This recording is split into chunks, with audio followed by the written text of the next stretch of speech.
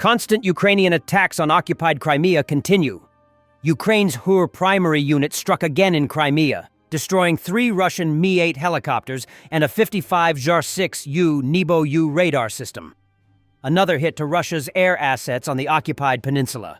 Satellite images show the wreckage left behind. Ukraine is systematically dismantling Russian air defense assets across Crimea, striking radars, launchers, and command posts with precision. But now the campaign has escalated further. Ukrainian forces are also destroying Russian helicopters, hitting both the shield and the sword of Moscow's presence on the peninsula. Death of Tunin adds to a growing and troubling list of unexplained fatalities among high-ranking executives in Russia's energy, nuclear, and industrial sectors since the full-scale war against Ukraine began. Tunin had headed Crimean Engineering since April 2016, overseeing production of carbon composites for aviation, energy, and industry. The company was later folded into Umatex, a Rosatom division specializing in advanced materials that was hit by U.S. sanctions in February 2023. Tunin is now the 20th top Russian manager to die under mysterious conditions since February 2022. On September 8th in Kaliningrad region, authorities discovered the decapitated body of mining and fertilizer executive Alexei Sinitsyn. In August, the sudden deaths of Dmitry Osipov, chairman of Uralkali, and Mikhail Kenin, founder of construction giant Samolet, also raised questions. Previously, it was reported that Russia's economy has slowed to a near standstill, with Sberbank CEO Herman Gref warning of technical stagnation and GDP growth approaching zero, signaling mounting pressure on industries and households alike. Footage shows a Russian drone being shot down over Dnipro.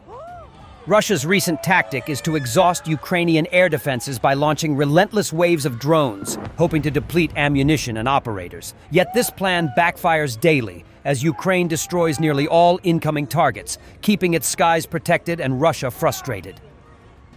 In response to Russia's airspace violation over Estonia, Turkish journalist Ragıp Soylu recalled why Turkey shot down a Russian jet in 2015.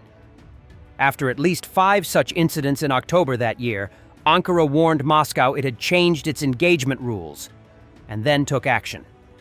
People don't remember why Turkey shot down the Russian jet in 2015. It wasn't only one airspace violation. There were multiple violations in October 2015, at least 5 of them, and Turkey specifically warned Russia that it changed its rules of engagements, then shot down the jet. This is the way. Russians can no longer complain anonymously about corruption. A corruption reporting option on the Kremlin website launched under Vladimir Putin's predecessor, Dmitry Medvedev, has quietly been removed for unknown reasons.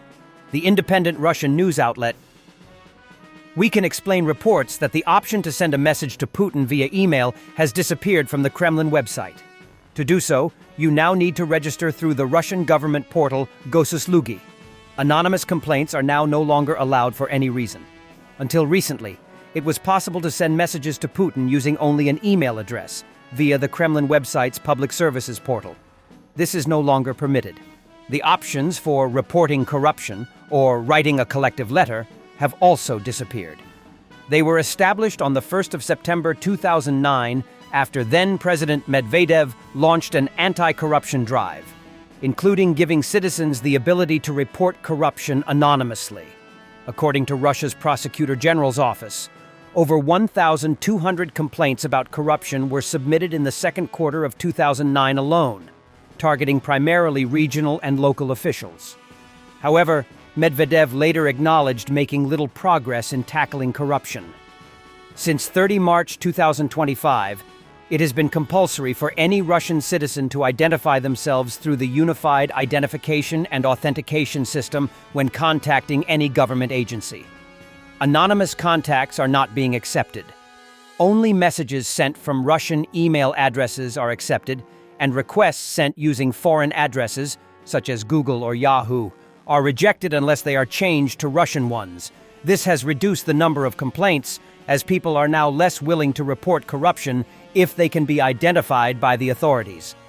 According to the presidential administration, the number of inquiries has fallen constantly between 2023 and 2025. The move comes against the background of a tightening of control over public communications in Russia, with Facebook and Instagram being declared to be extremist, and communications via WhatsApp and Telegram now being severely restricted. Russian drones targeted Chernihiv region. Local officials reported strikes on transport infrastructure with no casualties. Footage also shows an alleged hit on an oil depot in Bakhmut, shared by local channels. Russia is striking Ukrainian oil depots in a bid to answer Kyiv's relentless attacks on its refineries. But these retaliatory strikes only highlight Moscow's growing desperation. Ukraine is currently mobilizing only about half the troops needed to fully staff its brigades, according to People's Deputy Roman Kostenko. While the situation has improved somewhat, the current pace still isn't enough to prepare for large-scale offensive operations. You said we have two problems, the economy and mobilization. Well, specifically, we have many problems, but these in particular. And how are the mobilization processes moving at the moment? They are moving. Let's say they are a bit better than they were like 6 months ago. We always call them better. That they are moving better on Poshibar when we recruit at least half of what we need. Right now we are recruiting half of what we would need for the full staffing of our combat brigades, and the creation of new units, including reserves. We are recruiting half, and for some things it is enough for us. We can maintain the pace we are maintaining. There is currently no talk about large counter-offensive operations. The focus is on maintaining defense. And we have reached the point where even about this, few talk about creating new units because critics and non-professionals immediately appear talking about it. We are maintaining at the level of, small reserves and holding positions. So mobilization is ongoing.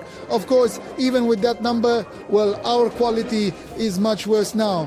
But this is what I'm talking about, what needs to be worked on. People need to be prepared in advance.